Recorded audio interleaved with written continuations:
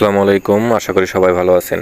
আপনারা যারা আমার ভিডিও দেখেন তারা অনেকেই জানেন যে আমার পাখির একটা সেটআপ আছে আর সেখানে 7টা ডিম আছে, মানে 7টা ডিম পেড়েছিল পাখি। আলহামদুলিল্লাহ 7টি ডিম থেকে 7টি বাচ্চা পেয়েছিলাম, কিন্তু প্রথম ডিম থেকে বাচ্চা ফোটানোর 2-1 দিন পর আরেকটা ডিম থেকে বাচ্চা ফুটেছিল। এর ফলে কি হয়, এর ফলে আপনার প্রথম যে ডিমটা আছে ওই ডিমটার যে আগে ফুটে বের হওয়ার কারণে পাখিটা অনেক বড় থাকে। এর ফলে 3টি পাখি আমি অনেক বড় পাই, আর পরবর্তী যে 4টি পাখি আছে 4টি পাখি অনেক ছোট থাকার কারণে এই বড় পাখিগুলো তাকে পাড়ায় মেরে ফেলে। আর একটু কথা হলো যে এই বড় পাখির কারণে ছোট পাখিকে মা পাখি যেটা আছে বা মেল পাখিটা আছে ওইগুলো পাখিগুলো খাওয়াতে পারে না। দেন আমি ওইগুলোকে হ্যান্ড ফিডিং করাতাম, আর একদিন আমি খাঁচা থেকে বের করে আলাদাভাবে লাইটিং করে অন্য খাঁচায় রেখেছিলাম যাতে ওই বড় পাখিগুলো এই পাখিগুলোকে পাড়া দিতে না পারে। শত চেষ্টার পরেও 4টি পাখিকে বাঁচাতে পারেনি, বড় 3টি পাখি রয়েছে বর্তমানে।